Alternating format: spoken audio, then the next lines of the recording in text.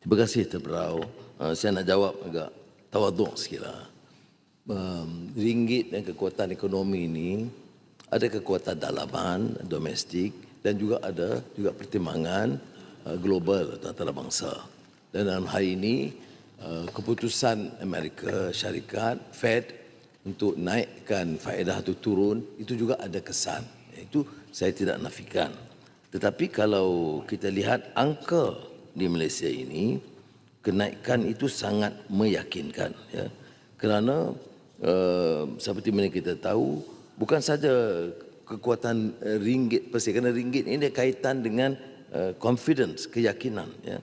Umpamanya kalau prestasi mata wang asing ketimbang USD, ringgit Malaysia itu 8.21%. Itu agak tinggi, ya. Sehingga 14 November. Kalau dengan Australia 5.66, ya. Taiwan 5.26, ya. Termasuk yuan China dan dolar Singapura. Jadi apa alasan dia? Kalau dari segi domestik, tentunya kerana dasar-dasar yang kita lakukan. Dia tempat tidak awal, umpamanya penyasaran subsidi. Maknanya penggunaan dana untuk memberi subsidi yang kadang-kadang tidak memberikan faedah langsung kepada rakyat bawahan. Itu kita dah hentikan. Sebab itu penyasaran subsidi termasuk minyak RON 95 itu memberi kesan yang sangat positif. Walaupun ada beberapa orang kurang puas hati, tetapi nampak rakyat sambut baik. Termasuk baru-baru ini bila saya tengok ke Sabah, rakyat senang sekali dengan penurun harga minyak. Tapi yang penting yang berhormat Terberau ialah kalau kita lihat umpamanya keseluruhan figure, kerana langkah-langkah yang diambil termasuk fiscal discipline, ya, defisit diturunkan. Dia bukan mudah, ya. Maknanya kita nak mengembang, tetapi dalam masa belanja yang lebih untuk pembangunan sekolah, pendidikan dan kesihatan dan infrastruktur, defisit diturunkan, ya. Dan ada yang tegur, termasuk Ahli Muhammad mengatakan bila kita kira pertimbangan pembangunan, kita masukkan peranan GLIX dan GLC, ya. Ini seolah-olah tidak wajar, tidak benar.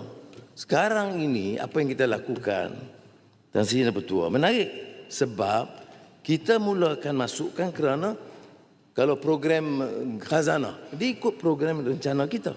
Termasuk kita telah belanja untuk taman warisan. Walaupun dana khazanah, tapi termasuk kerangka kita. Jadi sekarang ini, Korea pun ikut sama. Beberapa negara Eropah termasuk UK dah ikut sama. Maknanya keputusan kita itu, keputusan yang wajar, yang tidak bertentangan. Walaupun adalah dari ekonomi kita yang pertikai.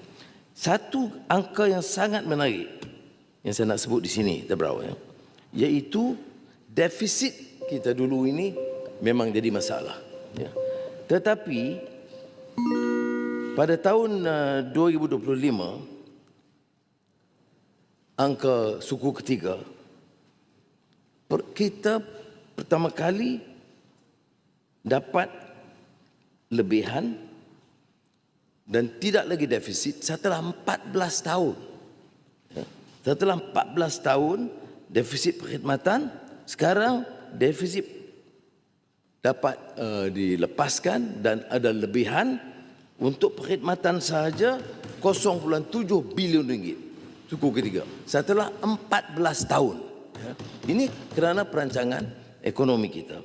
Begitu juga kerana current account balance itu juga positif, ya, dalam third quarter 12.2%. Jadi saya tidak bermaksud untuk mengulangi semua program yang kita kenakan, tapi inilah maknanya fiscal disiplin, disiplin fiskal dan juga pengurusan negara yang lebih teratur, dasar-dasar yang itu membantu memberi keyakinan sehingga ringgit seperti yang saya sebut punya prestasi terbaik seluruh Asia.